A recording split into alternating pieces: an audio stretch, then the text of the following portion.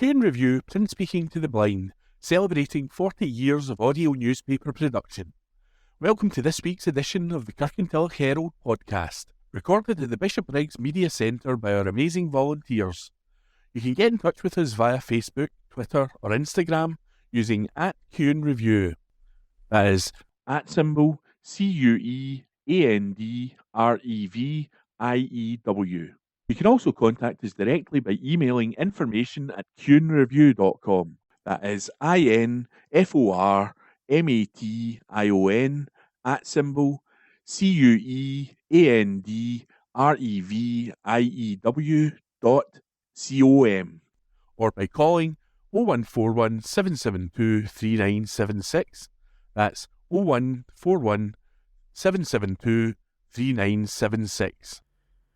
This week's podcast, as published on Wednesday the 10th of April 2024, is read to you by volunteers Corey, Hunter, Ian, Philip and Rebecca.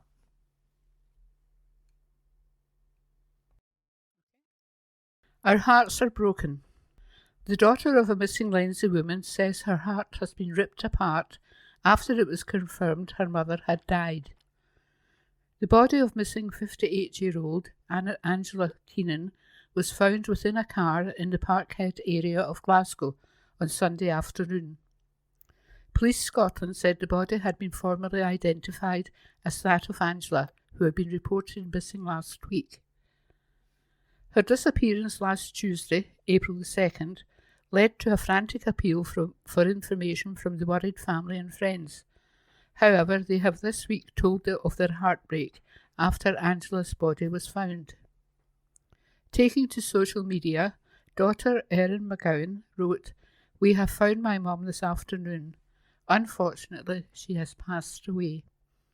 We are absolutely devastated, but thank you to everyone who continually shared my post, came out to search and sent messages.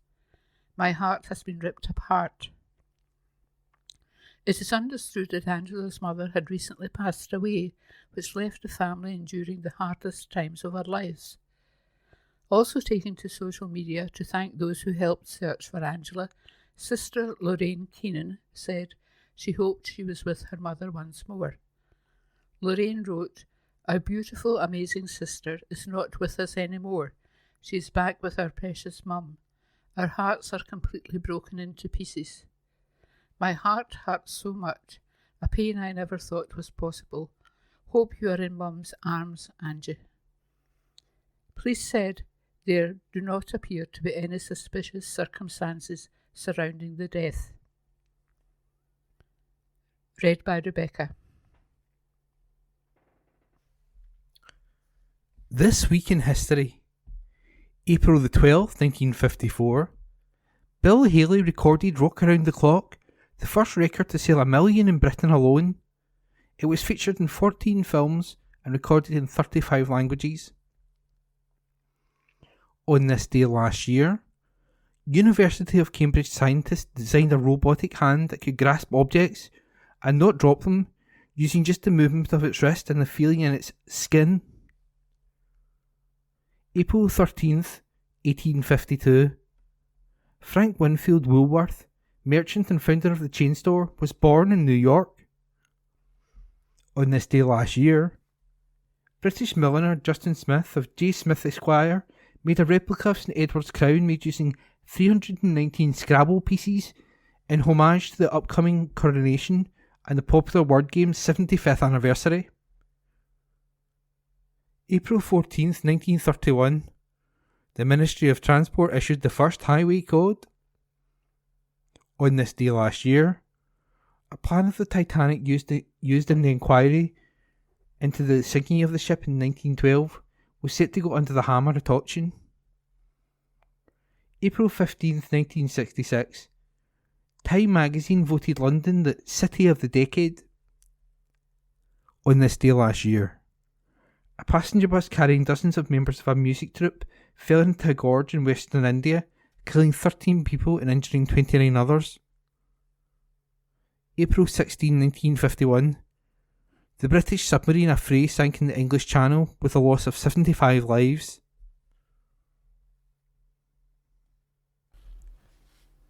High Park Complex is welcomed. A fantastic new community sports complex has opened in Lennoxtown, marking a significant investment by Eastern Bartonshire Council. Lennoxtown High Park is the result of a multi-million-pound project to transform an underused sports field into a state-of-the-art all-weather sports pitch. Councillor Paul Ferretti, Council Convener of Place, Neighbourhood and Corporate Assets, welcomed the completion of the £4.3 million sports facility. He told the Herald, "I'm delighted to see this project come to fruition and now open for the people of the wider Campsie area to enjoy.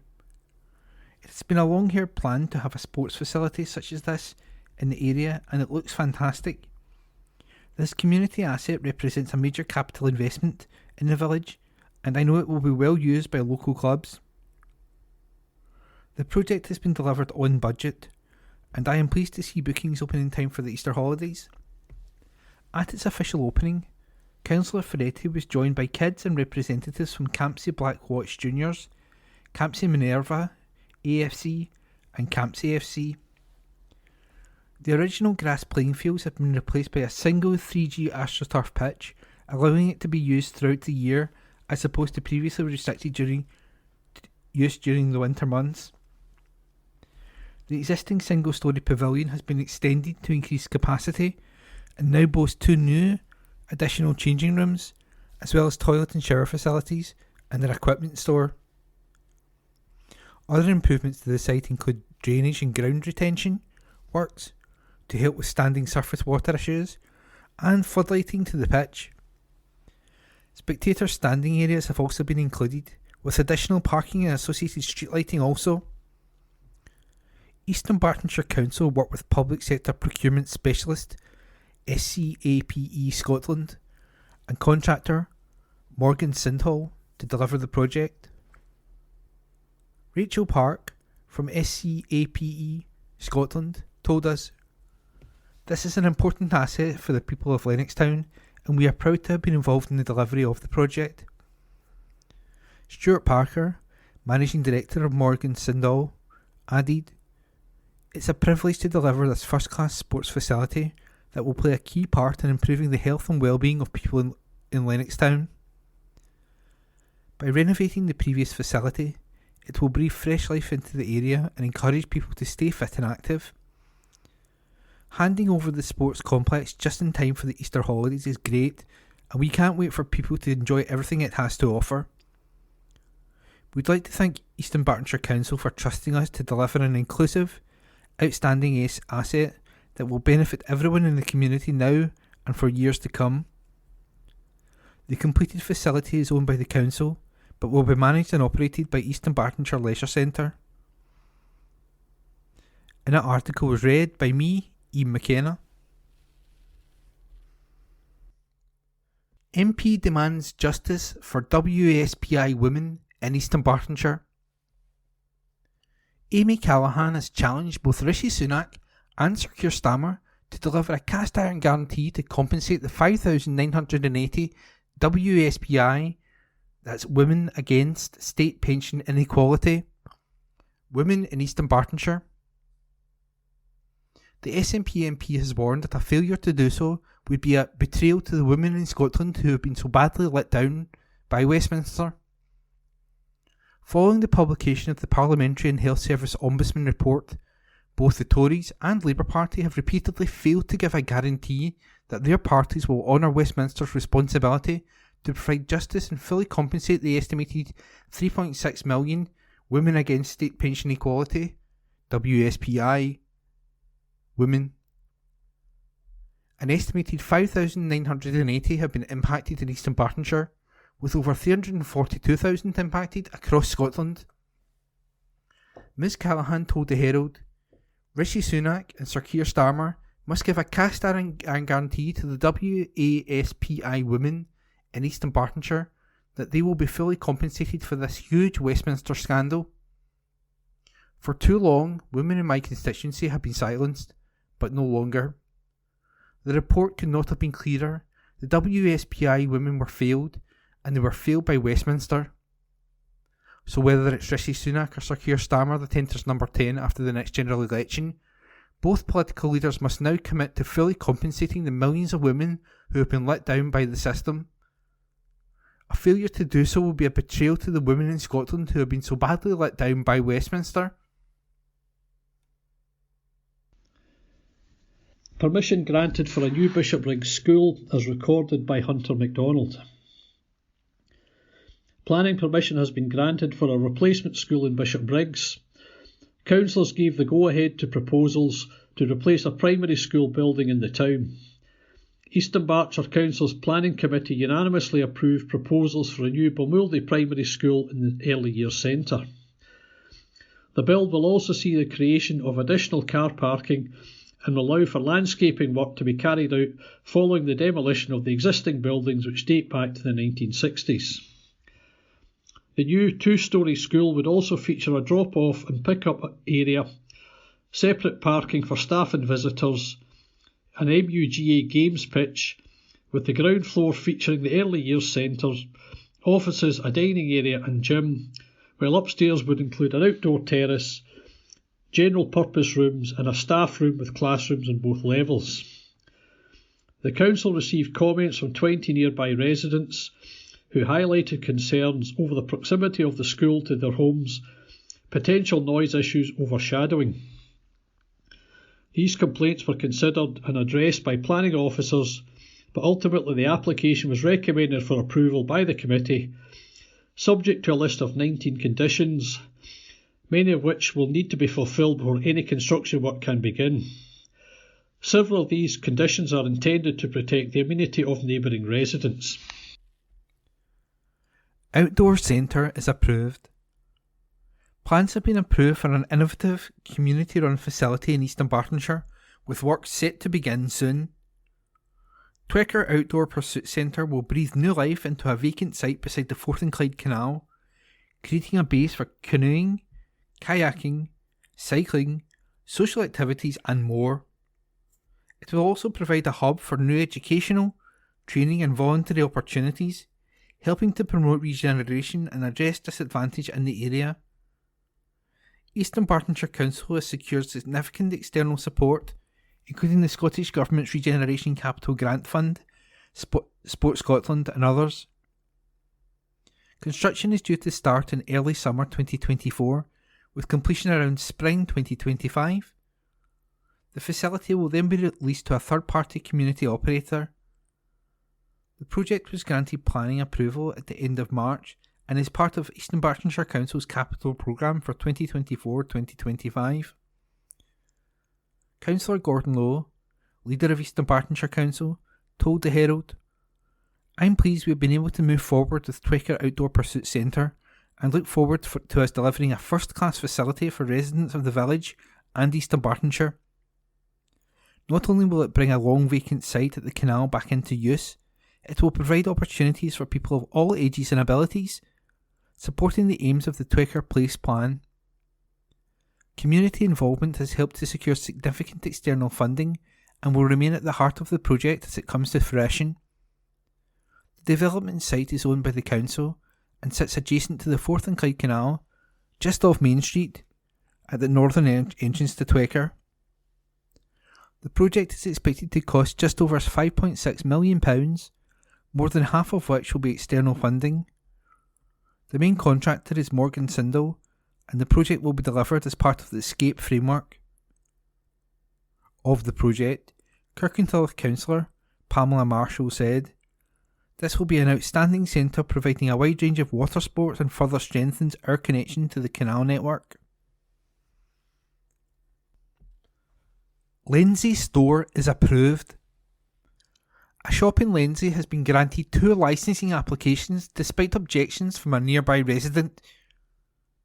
Lenzie Convenience Store was approved for a provisional premises licence and an occasional licence by Eastern Bartonshire's Licensing Board after members heard from both the applicant, Dudu Toure, and objector Craig Hunter.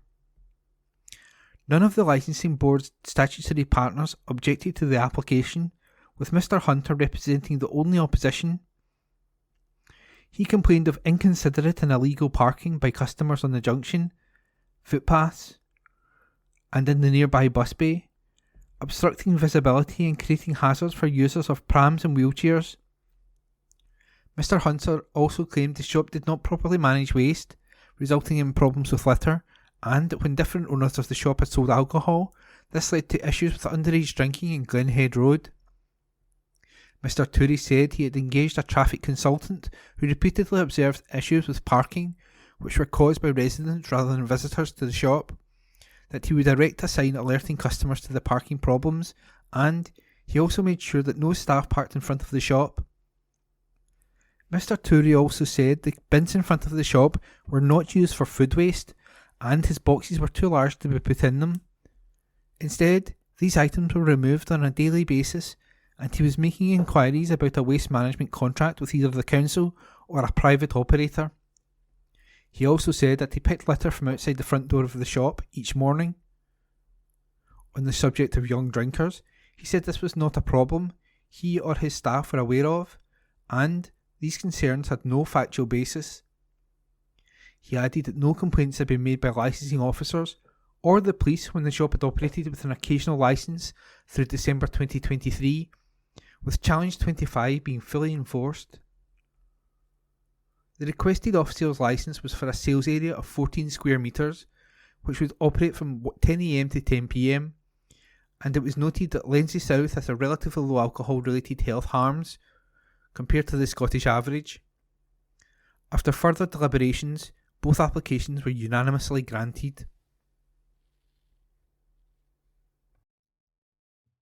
Stores can now deliver booze.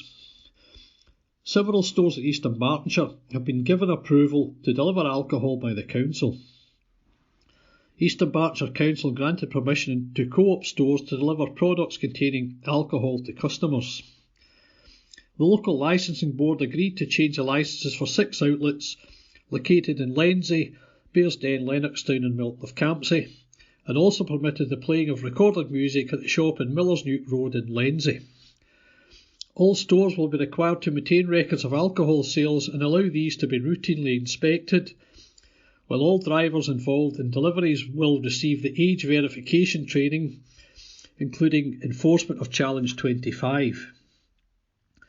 No objections were received from the licensing board's statutory partners and the applications were therefore approved.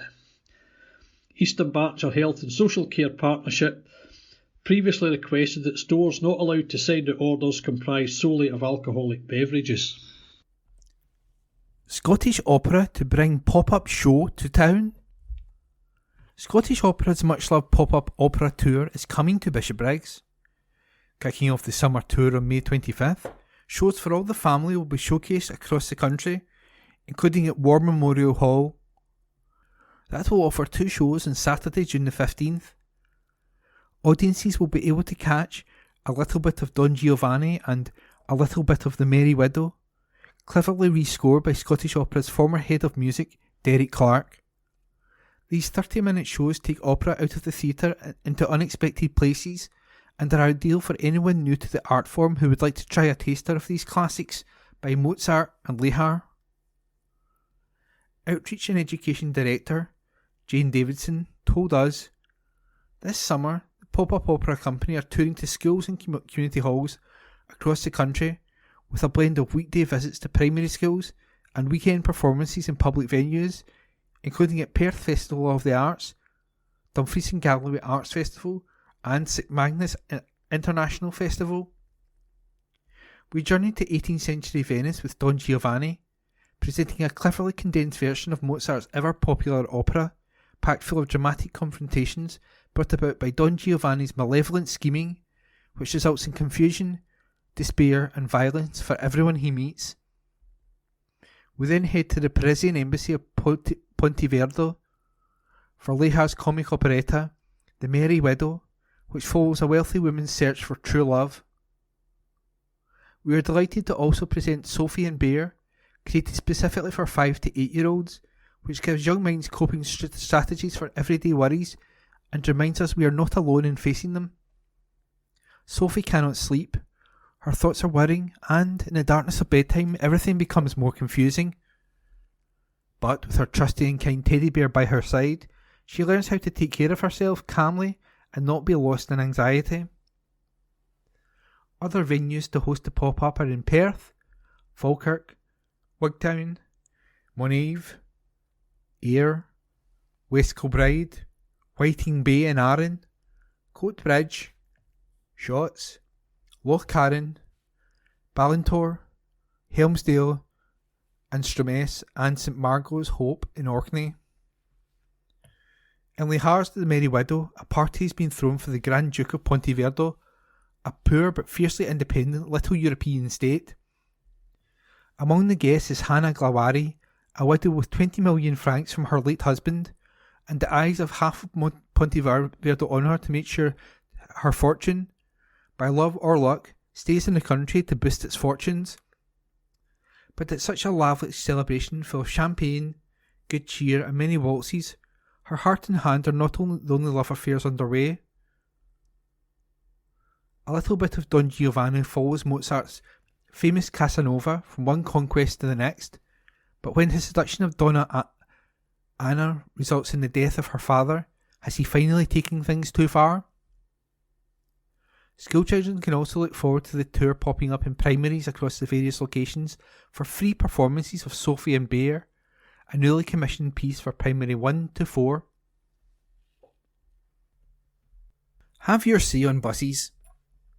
Strathclyde Partnership for Transport are asking commuters to have their say on the future of buses in the area, and that could see bus services being run locally rather than centrally. The transport body have launched a consultation on our recommended options of how to deliver the network in the years ahead. SPT is recommending it takes forward 2 principal bus reform options from the outcome of the Strathclyde Regional Bus Strategy. Reforms include local services franchising and bus service improvement partnerships, BSIP, as set out in the Transport Scotland Act 2019, with a further recommendation to consider of small municipal bus companies aimed at providing socially necessary services in parts of the region where private operators are currently very limited. SPT Chairman, Councillor Stephen Dornan, said, "This is an opportunity for everyone to have their say on the future of the bus network across our region. We have heard from a lot of people already about the state of the network and what needs to be done to fix it. This is your chance to formalise your thoughts and help us take forward the best options to help halt the decline in bus services across the west of Scotland. I encourage everyone with an interest in the future of bus services in our area to participate in this important consultation. SPT is seeking to understand the extent that stakeholders and, importantly, the public agree or disagree with the recommended options and the reasons for these positions. The consultation feedback will inform the delivery framework within which the SPT will develop the detailed bus strategy over the next year. This consultation is not statutory and does not represent the commencement of statutory processes for local services of franchising or BSIP. To have your say, head to spt.co.uk/about-we-r/regional-transport-strategy/bus-strategy, or for more information email rts@spt.co.uk.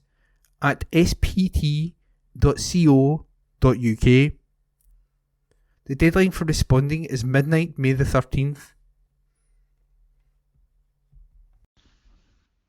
Change of use is approved. Councillors have approved the change of use of a building in Kirkintilloch to allow a wellness and education centre to be developed.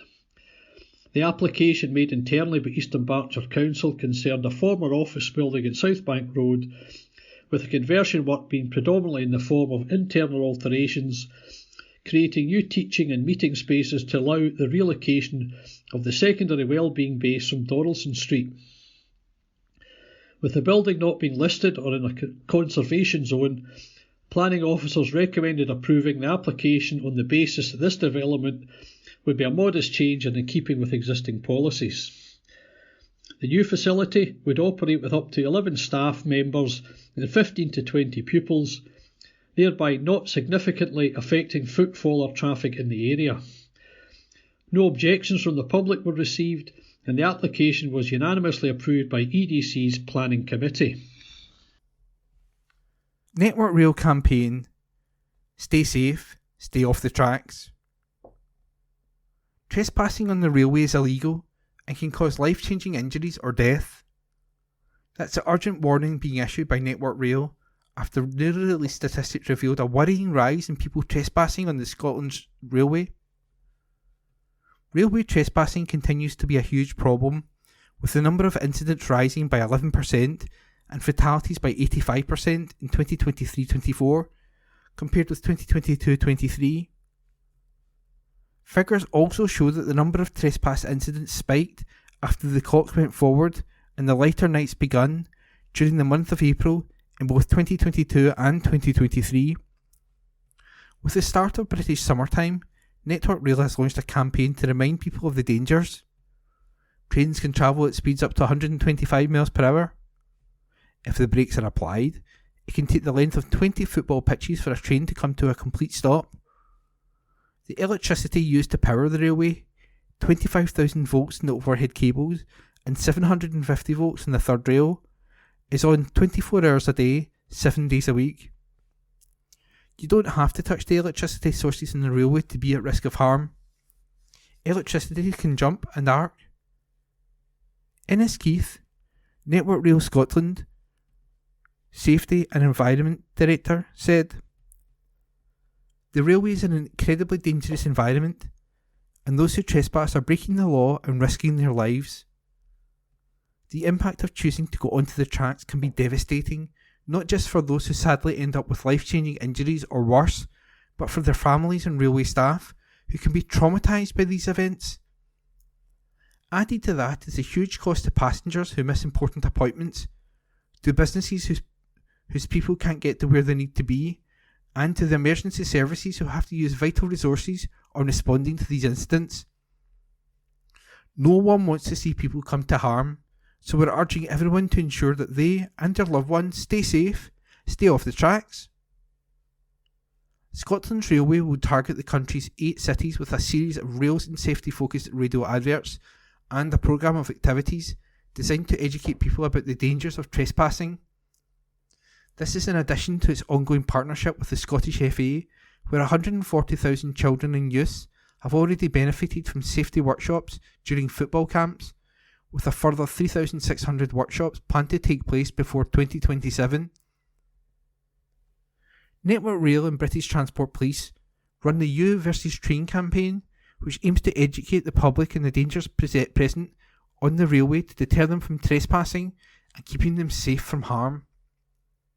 To learn more about the campaign and key rail safety facts, visit www.youversustrain.co.uk. That's www.youversustrain.co.uk. Materials suitable for teaching younger children about rail safety in an age-appropriate way can also be found on the Switched On website at switchedonrailsafety.co.uk.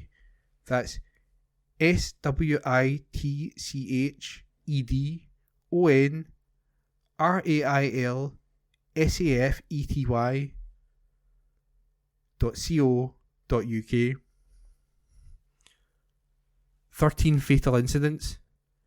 It is estimated that trespass and the resulting train delays and cancellations costs the rail industry across Scotland, England and Wales £60 million every year, and the wider economic costs run into the hundreds of millions. The average loss to an employer in Scotland at an average hourly base rate of plus employment costs is £30.60 an hour. This does not include loss of productivity and other important factors.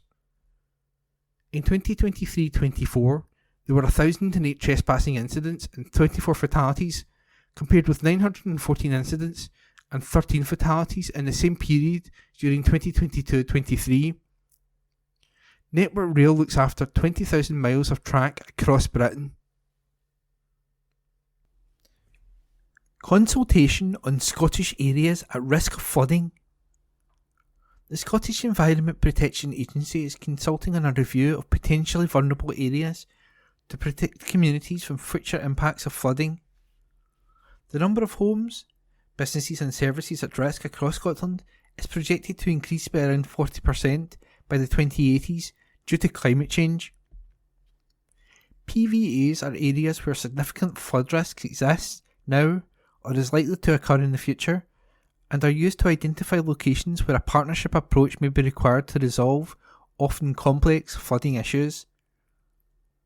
They inform Scotland's Flood Risk Management (FRM) plans and local flood risk management plans, and become the focus of FRM actions, helping responsible authorities to prioritise investment and coordinate actions to reduce the impacts. Identifying PVAs is an essential part of protecting people, properties, businesses, communities, infrastructure and the environment, with an estimated 284,000 homes, businesses and services across Scotland currently identified as at risk. This winter, SEPA issued a record number of regional flood alerts and local flood warnings to the public. A total of 720 messages were sent between September the 1st, 2023 and February the 16th of this year. The previous record of 714 was set over autumn and winter 2015-16. Siobhan McNulty, SEPA Flood Risk Planning Manager, said, "Scotland is witnessing an increasing number of extreme weather events, and flooding presents a growing threat to our communities. It is vital we work together with the partners and communities to identify the areas most at risk, so we can work together to increase Scotland's resilience to flooding. PVAs are the first step in this programme." Since PVAs were first identified in 2011, SEPA has worked with partners, including local authorities and Scottish Water, to plan and deliver actions to manage flood risk.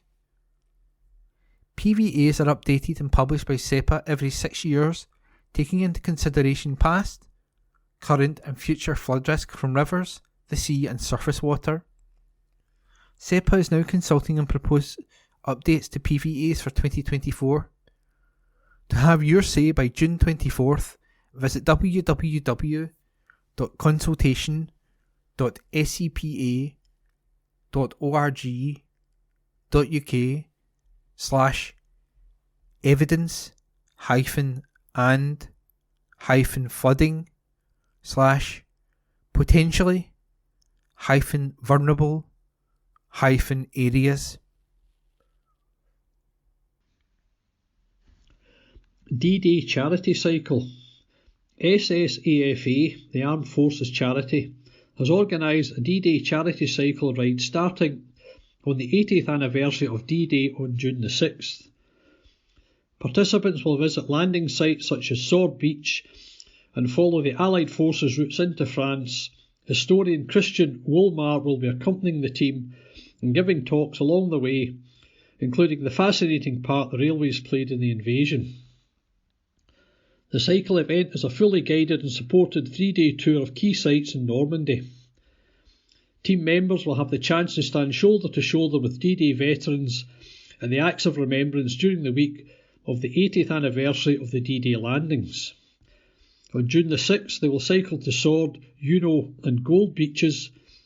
If you're interested in taking part, visit ssa.org.uk/support-us/challenge-events/cycle/D-Day Ride 2024. Stars of the Scottish Ambulance Service praised for 10 years of service. The Scottish Ambulance Service's Specialist Transport and Retrieval Service is celebrating 10 years of providing life-saving care to some of Scotland's most vulnerable patients. The Scots Star is a multidisciplinary team of paramedics, nurses, advanced practitioners and doctors, supported by pilots working together to provide specialist care to seriously ill babies, children and adults across Scotland, using specialist helicopters and planes. In 2022-23, ScottSAR provided specialist care for 3,158 seriously ill children and adults, with the air ambulance crews attending 4,527 incidents, an increase of 10% from the year before. Michael Dixon, Scottish Ambulance Service Chief Executive, said, "ScottSAR is an integral part of the Scottish Ambulance Service and is critical to our ability to reach every part of Scotland. I'm delighted to be marking its 10th anniversary, and I'd like to say thank you to our staff who deliver this vital service for critically ill patients across Scotland, often in very challenging circumstances."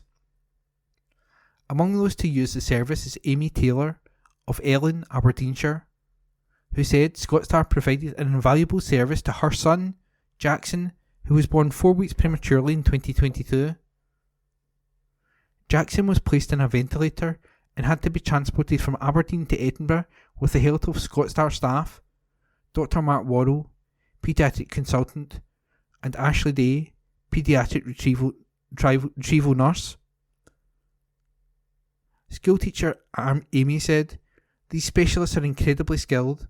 It gave us so much peace knowing that Jackson was being well looked after. I just want to say a massive thank you for how they made me feel on the day. We felt incredibly well supported and cared for." Jackson is a very happy and charismatic wee boy. He has been through more in his little life than some people encounter in a lifetime. Formed in 2014, ScottSAR is a government-funded service delivered through 2 helicopters and 2 fixed-wing aircraft, in addition to specialist ambulances and response cars. The service is enhanced by 2 helicopters provided by Scotland's charity Air Ambulance. It has clinical teams and bases in Glasgow, Inverness, Aberdeen, Perth and Edinburgh.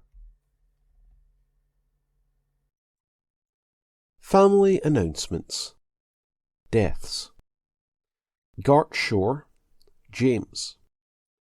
Peacefully at his daughter's home on Tuesday, April 2nd, 2024. James Powell Gart Shore, beloved husband to the late Betty, a much-loved father to Alan and Hilary, a cherished and loved grandfather and great-grandfather. Funeral service to take place at Glasgow Crematorium, Maryhill, on Tuesday, April 16th at 2:30 p.m. Family flowers only. Love, Norman. Peacefully at Lilyburn Care Home, Milton of Campsie, on Friday, March 29th, 2024. Norman, former head teacher of Stonelaw High School in Rutherglen, beloved husband of the late Barbara Love, loving father of Margaret, Barbara and David, father-in-law to Michael, Jennifer and the late Scott Muir. A devoted grandfather to Connor, Charlotte, Daniel, Matthew, Megan, Rebecca and Cameron. A loving great-grandfather to Iris, Sasha and a loving brother of Joan. Funeral service to take place at Milton of Campsie Parish Church on Friday, April 26th at 10:30 a.m. Thereafter to Cadder Cemetery, arriving at 11:30 a.m. Family flowers only, please. There will be a retiral collection in favour of Mary Curie. Riddick, Nessie, Agnes, Nee Thompson. Nessie passed peacefully on March 31st, 2024, aged 102 years. Beloved wife of the late John Riddick, much loved aunt and friend. Funeral at Glasgow Crematorium, Tresta Road, on Thursday, April 18th at 11:30 a.m, to which all family and friends are respectfully invited. In Memoriam.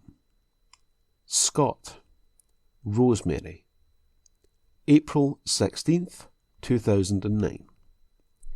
Our dearest Mum and Gran, your memory is a keepsake from which we will never part. God has you in his arms, we have you in our hearts. Claire, Colette, Gary, Gemma and James. Young musicians keep Ailey's journey alive. Young musicians across Scotland are being invited to apply for funding from the music education charity established in memory of Ailey MacLeod. Ailey's Trust was established in 2018 in memory of the talented 14-year-old musician from the Isle of Barra who died in the Manchester Arena attack in May 2017. Musicians of all genres and disciplines have until midnight on April the 30th to bid to the Ailey MacLeod Memorial Trust for financial support. The small grants charity targets its help towards groups and individuals to grow and develop their music tuition capacity and ensure lessons continue to be available to all. Trust support is offered to help young musicians grow in their abilities and confidence as performers. Applications for consideration should be made via Ailey's Trust New Look website at www.aileystrust.org.uk. That's www.aileystrust.org.uk. The Trust supports music education for young people, reflecting Ailey's own love of music and her musical ability and enjoyment as a piper with the local school pipe band. It also manages and maintains a permanent memorial to Ailey in a garden of remembrance and reflection on Barra. Trust founder Suzanne White said, "We want to hear from musicians and groups across the length and breadth of Scotland that feel they need some financial support. So far, we have made over 60 grant payments to wide varieties of groups and individuals, from singers, choirs and pipe bands to orchestras and brass bands. We are proud of the positive impact that our funding is already having for young musicians across the country, and we are looking forward to seeing the success it continues to have in Ailey's memory. Successful applicants will be informed as soon as possible after the closing date at midnight on Tuesday, April the 30th. The Ailey MacLeod Memorial Trust was established in 2018 with two main ambitions: to establish, manage and maintain the permanent memorial to Ailey, and to enable young people and children across the country to continue Ailey's musical journey. The Trust is a registered charity and undertakes various fundraising and merchandising activities. From the Kirkintilloch and Bishopbriggs Herald, date Wednesday, April the 10th, 2024, let's talk the letters page. Please send your letters via email to kirkyherald@jnscotland.co.uk. That's KIRKYHERALD@JNSCOTLAND.co.uk, and write letters in the subject field. Please keep letters to a maximum of 300 words.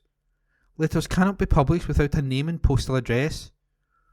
Also include a daytime phone number if possible. We reserve the right to edit any letter. Back when the area was flush with police offices.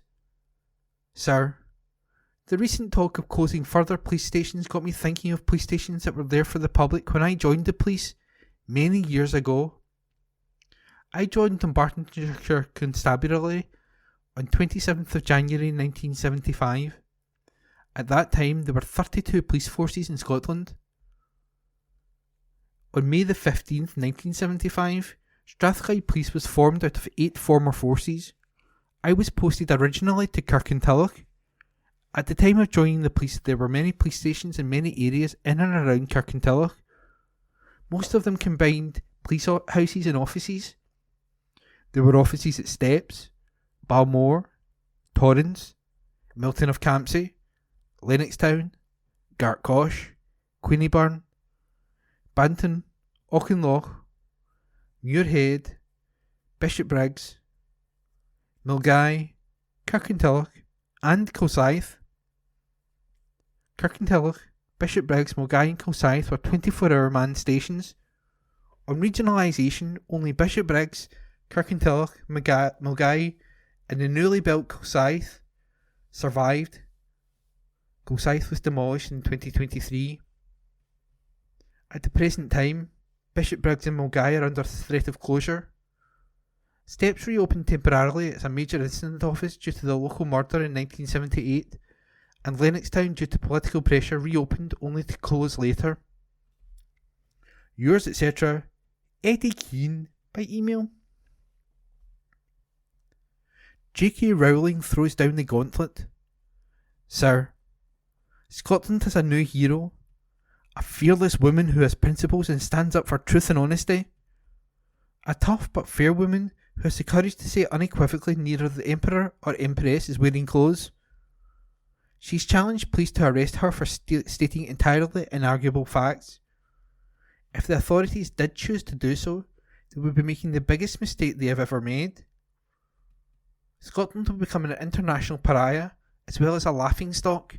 Even banana republics would have a giggle. How could we ever have reached such an impasse? How could the majority of the electorate have chosen such utter incompetence to run our affairs? Perhaps this will be the catalyst desperately needed for change. Thank you, J.K. Rowling. Yours, etc., Alexander Mackay, by email. Password Puzzler. Sir, there has been a lot of speculation regarding Michael Matheson and his iPad, but much remains unexplained. Hopefully the full release of the inquiry report will clarify one aspect that has puzzled me, namely passwords. My understanding is that this iPad was a Scottish Government one for government business. As such, it will be properly passworded. This raises the question of how it was utilised in order to watch a football match without Mr. Matheson's knowledge. Yours, etc., Philip Ewart, by email. Rebellion. Sir, a rebellion is looming in the Tory party over plans to criminalise homelessness. But who are the rebels, and where have they been hiding? Tory MPs who plan to rebel should have been rebelling at the policies the Tories in government have implemented that have exacerbated homelessness in society. Benefit cuts, austerity, and the largest welfare cuts since the 1940s. Those policies are still on the agenda, and shamefully, they're also on Labour's agenda. The Tories are now targeting welfare cuts to finance tax cuts. Where are those rebels on this matter? Yours, etc., Katrina C. Clark, by email. New Mary. Sir, I recently viewed 2 TV programmes. One was listed as a comedy drama, the other as a criminal gang drama. In both, the use of obscene language was prolific. I wonder what the dramatists of yesteryear would think of this literary device as a means of progressing the narrative, adding emotion or colour, emphasis, etc. I cannot see Shaw, Rattigan, the kitchen sink dramatists, or Chekhov resorting to it. Do the writers of these programmes believe this kind of foul language is common currency among viewers? Do editors consider that revising this content in a programme is outworth their remit? Part of the problem is that many such programmes are streamed before being broadcast on terrestrial channels. With streaming being available to view at any time of day or night, the 9 PM watershed becomes irrelevant. Are we in need of a reincarnated Mary Whitehouse to safeguard standards? Yours, etc., Brian P. Donaldson, address supplied. Reader's Charter. This newspaper is built in a tradition of accuracy and fairness, giving you the information you need to understand our world, holding power to account and exposing injustice. Our trusted brand means we are the only place where you can read and participate in honest debates. We are committed to giving a voice to those who struggle to be heard, as well as those whose profession is crafting an argument. Our Reader's Charter spells out our commitment to you. You can read the Charter online at Kirkintilloch Herald at jnscotland.co.uk. That's KIRKYHERALD @JNScotland.co.uk. Red Admirals are taking off.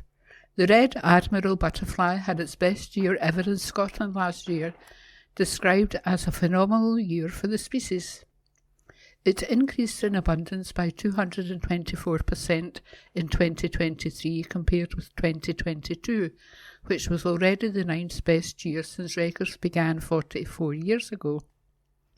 The latest result from the annual UK Butterfly Monitoring Scheme, UKBMS, showed red admirals have now increased by nearly 1,000% in Scotland since 1980. Dr. Richard Fox, Butterfly Conservation Head of Science, said, "The Red Admiral had a good year in 2022, but it had a phenomenal year in 2023, and this is part of a long-term trend.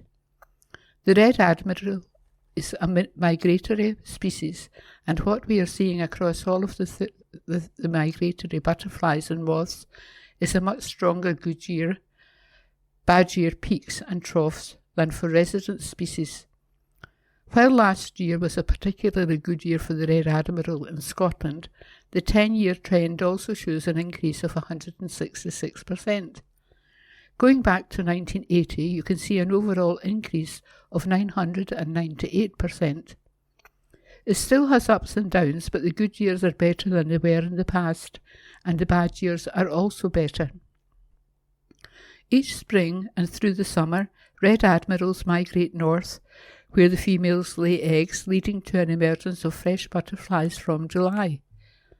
Butterfly Conservation said there is no doubt climate change is the driver behind the long-term increase in the species in the UK. Dr. Fox added, in the past 25 years, the Red Admiral has gone from being a very rarely seen butterfly in the UK in winter time to being comfortably our most commonly seen butterfly in the winter time. Rather than going south and spending the winter in southern Europe, some are now spending the winter in southern UK. The UK BMS, which began in 1976, is one of the world's longest-running insect monitoring schemes. The latest result shows a mixed picture for UK butterflies in 2023, with some soaring while others continue worrying declines. In Scotland, 27 species were monitored across 269 sites. 16 increased in abundance, with 10 in decline and 1 showing no change. Increased payments for child benefit. Millions of families who claim child benefit will automatically receive increased payments from April the 6th.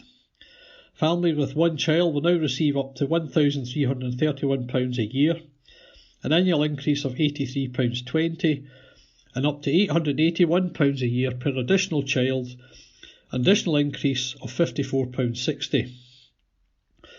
There is no limit to how many children families can claim for. Parents will receive £102.40 every 4 weeks, £25.60 per week for the first or only child, and £67.80 every 4 weeks, £16.95 per week for each additional child. Families with ongoing claims do not need to contact HMRC, as the increased benefit payment will continue to be paid directly into their bank accounts. Anyone who needs to update their personal details can do so using the HMRC app or at gov.uk. Parents with a newborn are encouraged to make a claim as soon as possible and could receive their first payment in as little as 3 days.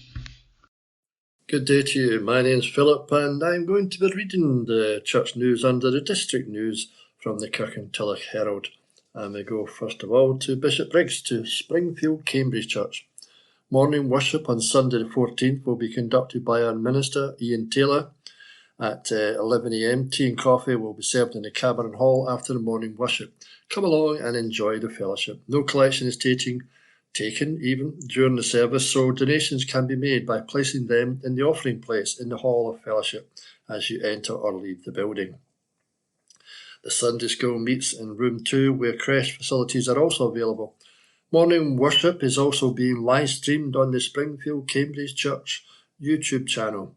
A link to this can be found on the Springfield Cambridge Church website, www.springfieldcambridge.org.uk, and on Facebook page, where up-to-date information about events and church organisations can also be found. There will be a vestry hour on Wednesday, April the 10th, from 10 till 11 a.m. for anyone who'd like to speak with the minister. There will be a short weekly service of worship in the Springfield Chapel on Wednesday, April 10th as well, from 11:10 till 11:30. Followed by tea and coffee in the Hall of Fellowship. On Friday, April the 12th, the fundraising group have organised a tailor fashions evening at 7 p.m. for 7:30, priced at £6 in the Springfield Hall. This will include a refreshment on entry in the Cameron Hall, and there will be a fun night with a lucky bag stall and no obligation, that is, of policy, snapping up great bargains. All are welcome. The Guild is inviting the congregation to join them in supporting the Eastern Bartonshire Food Bank warehouse by bringing donations and leaving them in the cupboard in the cloakroom. A list is attached to the cupboard identifying specific items specially requested. So there you have it, all the news from Springfield, Cambridge. And now we stay in Bishopbriggs to Kenmure Parish Church.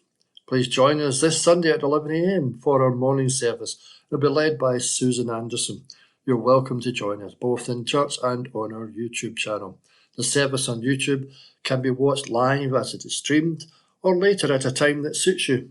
You can find our channel by simply searching for Kenmure Bishopbriggs on YouTube. Teas and coffees and a time of fellowship follows the end of the service.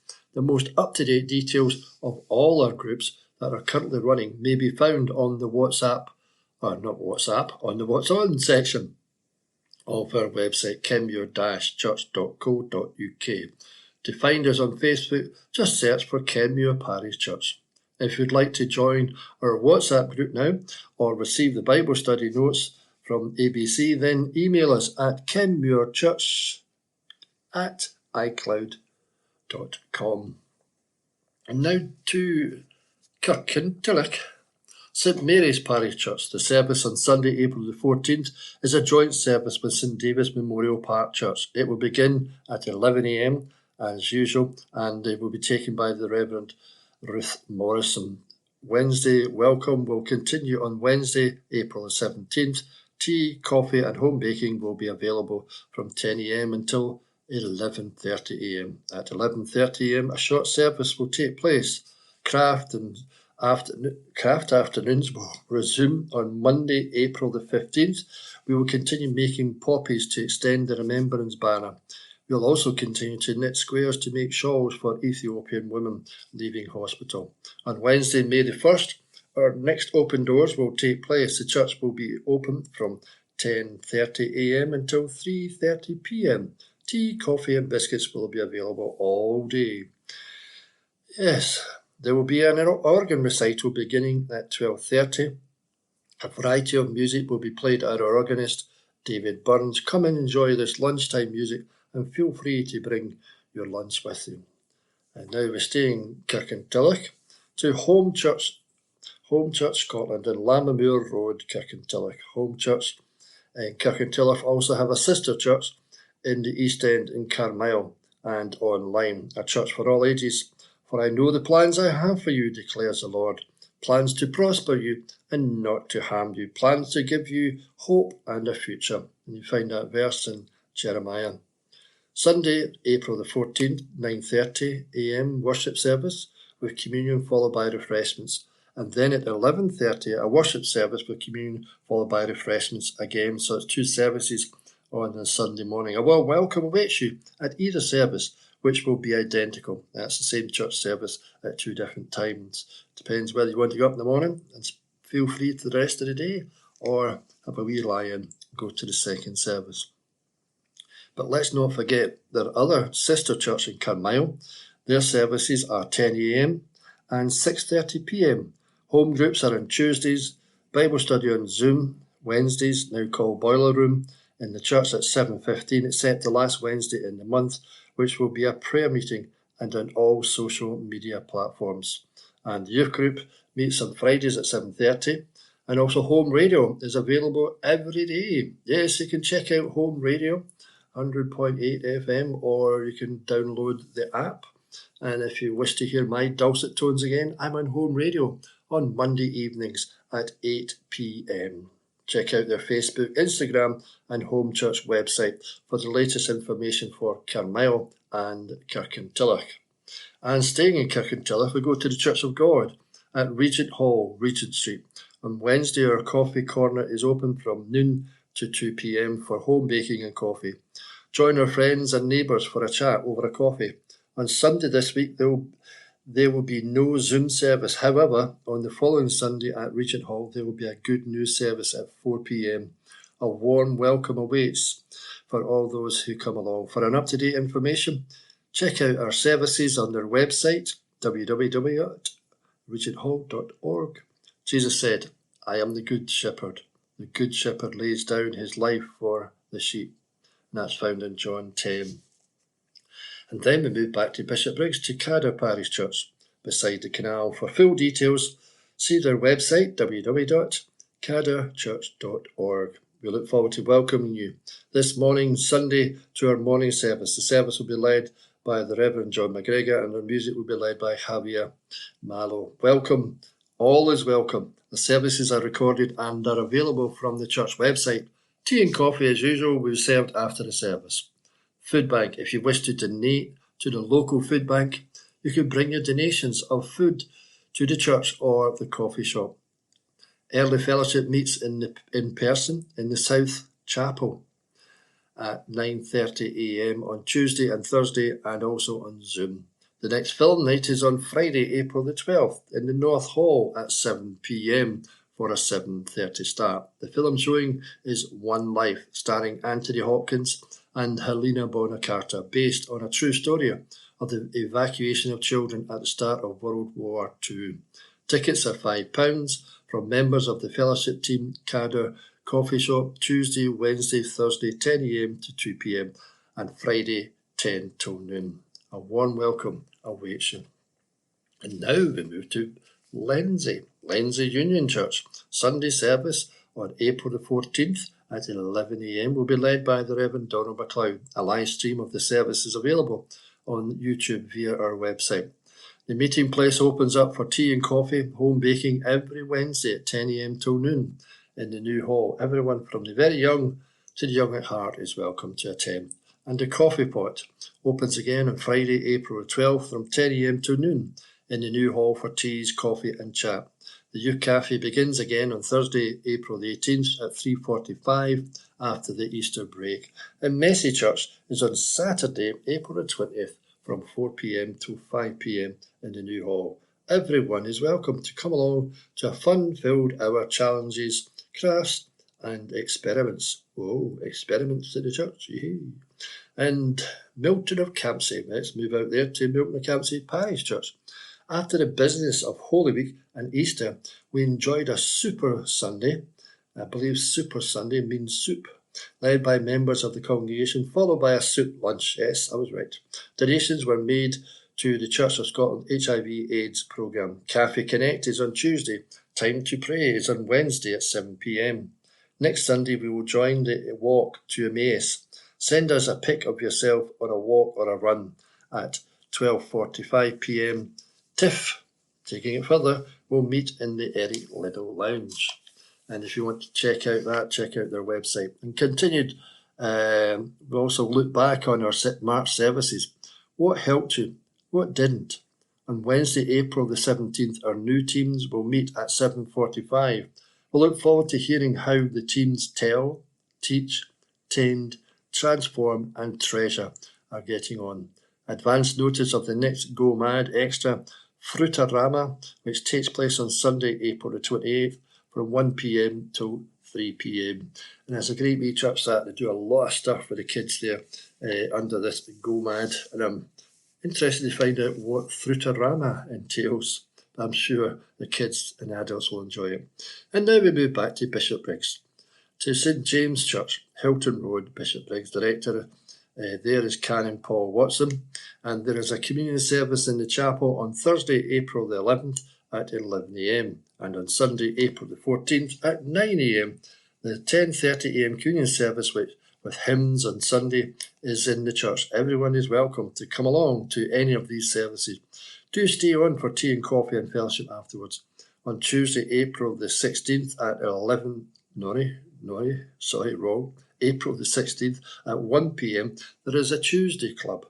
Yes, and you can come along there and meet folks there and enjoy a talk by the Professor James Parrott, retired from Strathclyde University, entitled Faith Over a Lifetime. Part 2, do feel to come along. £3 donation at the door. You'll be most welcome to join us. Check out the Facebook, St James the Less Bishopbriggs, the website www.stjamesbishopbriggs.org.uk. So there you have it, all sorts of information there. And now we stay in Bishopbriggs to Colston Parish Church. Colston Well Park is open to all, so please feel free to join us on this Sunday at 11 a.m, whether it be for a one-off or you're interested in a change. A warm welcome will be guaranteed. The service will be led by Robert McFarlane. The Reverend Malcolm Cuthbertson is on holiday, and not because he's away, but after the service there'll be tea and coffee. It's always after the service there. And the Monday Art Club continues after the Easter break, starting at 10 a.m. to 1 p.m. And if you're interested, pop along and have a chat or call Ramsey on 07709 584 680. For more information, as usual, check out their community drop-in. And the Colston Park tea break continues on this Wednesday from 11 a.m. to 12:30 p.m. So come along for a good food, good chat and good company. And it's free. Yeah, let's go. The food bank continues its essential work within our community and is open every Friday from 11 a.m. to 1 p.m. and 2 p.m. to 4 p.m. And to all who assist and continually donate foodstuffs, etc., we give you our sincere thanks. The St Columba's Men's Club, although the club meets in the halls of St Columba's Church in Old Isle Road, it is not necessary to be a church member to join.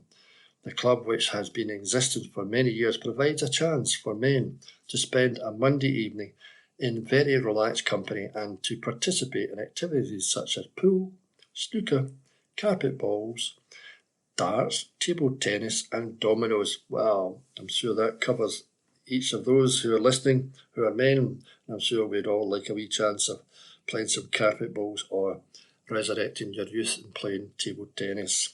Yes, so the membership comes along there, and not only from Kirkintilloch, but also from Lindsay, Cumbernauld, Milton Campsie and Bearsden. The club restarts its 24-25 session at the end of September, and new members are always welcome. So there you have it. That's the church news from the Kirky Herald. Thank you for listening, and hopefully you'll share, and hopefully there's something of interest to you. If any questions or queries, contact us at Q and Review. Again, my name's Philip, and it's been a pleasure to share the local church news with you. God bless you. Bo is a real charmer. Meet Bo, a spirited 4-year-old crossbreed bursting with energy and affection. This sweet girl is brimming with love and is always ready for playtime with her favourite people. Bo's playful nature and affectionate personality make her a wonderful addition to any loving home. She's comfortable around children aged 10 and above and enjoys meeting other polite dogs during her walks. If you're looking for a loyal and loving companion to brighten your days, Bo is ready and waiting to become your new best friend. If you think you could provide a home for Bo or any of the 40 dogs currently available for rehoming, please contact us on 01506 873 459. Wednesday the 10th of April. District News General. Public Transport is a Public Good by Ross Greer MSP. Buses and trains, which are better, cheaper and easier to catch, aren't just good for commuters, they're a critical tool in the fight against climate crisis. Scottish Greens and government have taken important steps to make public transport more accessible, including the introduction of our free bus travel scheme for young people, the upcoming addition of free bus travel for asylum seekers, and the current special offer to remove peak rail fares across Scotland until the end of June.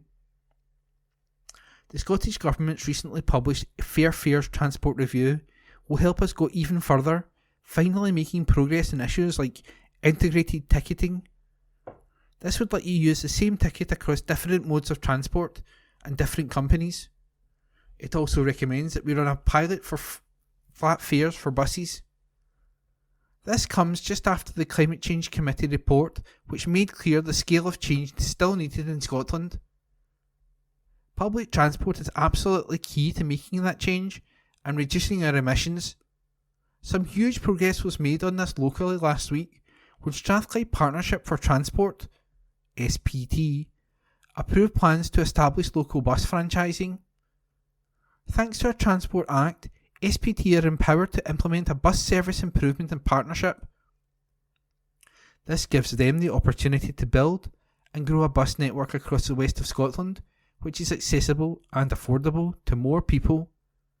As it stands, private operators pick all the most profitable routes and leave SPT to use public money to fill in the gaps in services. In effect, we all pay twice to use the bus, once to the private operator, once again through our taxes. In the short term, SPT will have the power to impose minimum frequencies for services and a cap on fares. But we can look to cities like Edinburgh and Manchester for inspiration in the journey towards fully publicly owned bus services. Lothian Buses is considered among the best in the UK, and it's no coincidence that the only publicly owned operator in Scotland. They run the service for the public, not for their own profits. Greens councillors and MSPs want to see a transfer to public ownership much sooner. Tackling the climate crisis in particular can't wait that long. The sooner we remove private profit, the sooner we can improve services for all. Better net worth of pass needed.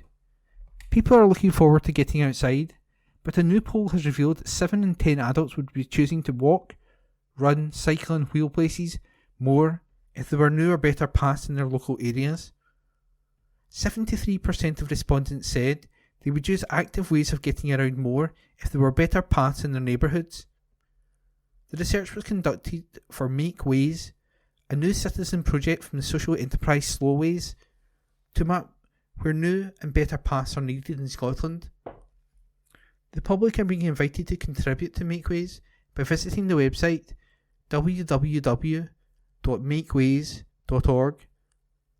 That's www.makeways.org, and highlighting good ways, bad ways and wishes for new paths.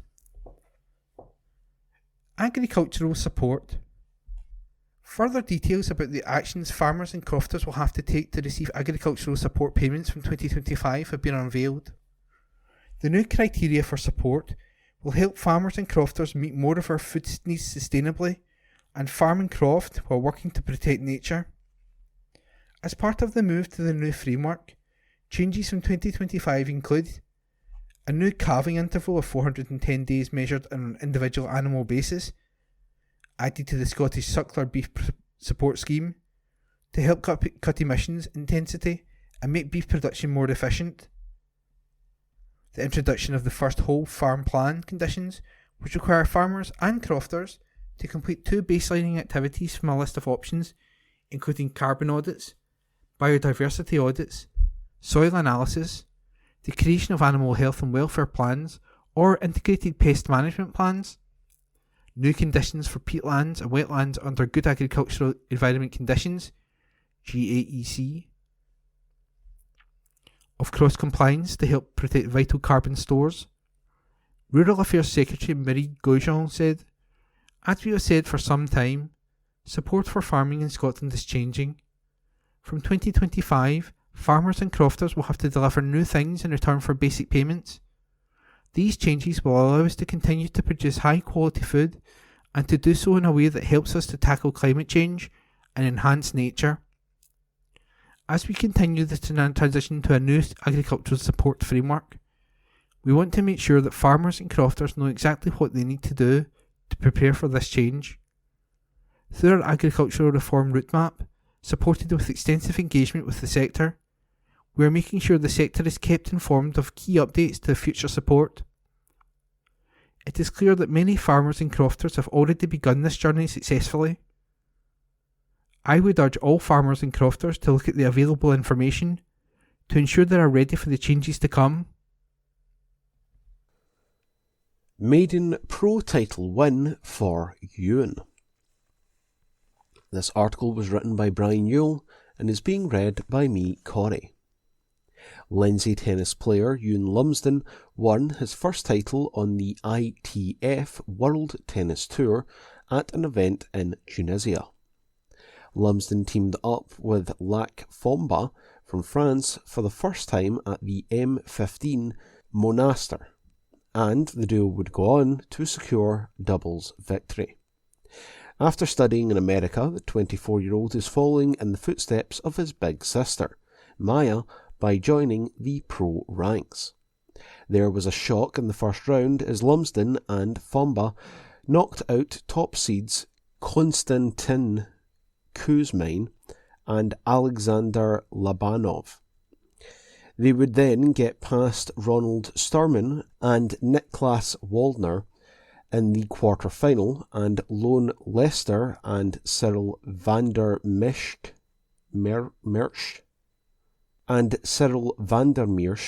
in the semi-final. I apologise for butchering all of those names. This set up a meeting in the final with Jordan Chu from the USA and Daniel de Jong from the Netherlands. After losing the first set, Lumsden and Fomba managed to level the match and then won the final set 13-11 on a tie-breaker. Lumsden would also battle his way through 3 qualifying rounds in the singles, but lost out to Simon Bupane from Belgium in the first round proper. Meanwhile, Maya Lumsden reached the final of the W75 Crozet-Bioborg in France, with her doubles partner Jessica Ponchet. After a first round bye, the pair dispatched Diana Maratov and Marine Zotak, and then came back from a set down to beat Carmen Corley and Ivana Corley in the semi-final. Again, I apologise for butchering names. Lumsden and Ponchet were up against Estelle Castino in France and Alexandra Iela of the Philippines in the final, but would be edged out 5-7, 7-6. Ewan remained in Tunisia for another event, but this time would only reach the quarter-finals of the doubles alongside partner Charlie Robertson, and went out in the third qualifying round of the singles. Maya, who competed at the Australian Open for the first time earlier this year, has returned to the UK to prepare for the upcoming clay court season. That article was written by Brian Yule and read by me, Corey. East Fife ruin title party for Rosvale. An article written by Tom Freeman and read by me, Corey. Storm Kathleen made it difficult conditions in the Scottish Women's Football Leagues, with plenty of goals and an abandonment across the divisions. Rossvale were denied a title party in the nail-biting SWF Championship thriller by East Fife, while Ayr United won big in Inverness to close the gap at the top. In a sensational advert for Scottish third tier, East Fife were quick out of the blocks with an early Wallace goal hit sweetly from the edge of the box. Skipper Terry Skivington nodded the visitors to in front before Rossvale's top scorer Megan Whiteford pulled one back. A Thompson goal gave East Fife a 3-1 lead at half-time before Rossvale came out fighting in the second half. Whiteford added a second early in the second half, and Amy Allen equalised with 15 minutes to go to set up a grandstand finish. But with Rossvale seeking a title-winning goal, an East Fife counter-attack saw the mercurial Rugby Wilson score in the 89th minute. But the Glasgow side equalised again within a minute after a Stramish in the box to rescue a vital point. Earlier, hat-tricks by Claire Docherty and Paige Henry had helped Ayr United to a 6-2 victory over Inverness Caledonian Thistle, but they will need to score big in the remaining 2 games to catch Rossvale's superior goal difference, and deny the Glasgow side automatic SWPL2 promotion. In the bottom half, Westdyke ran out 11-1 winners at Hutchison Vale, including 5 goals for Kayleigh Traynor, while Dryborough Athletic grabbed a 3-0 win in Renfrew with goals from Olivia Moffat, Rachel Robbie and Olivia Jones-Burns. The SWF League One tie between Bonnyrigg Rose and Forfar Farmington was abandoned by the referee after less than 20 minutes, due to the high winds, but other games in the division went ahead. Giffnock Soccer Centre gained their 4th win of the season with a 4-3 victory over an Airdrie side who had come back to level from 3-1 down.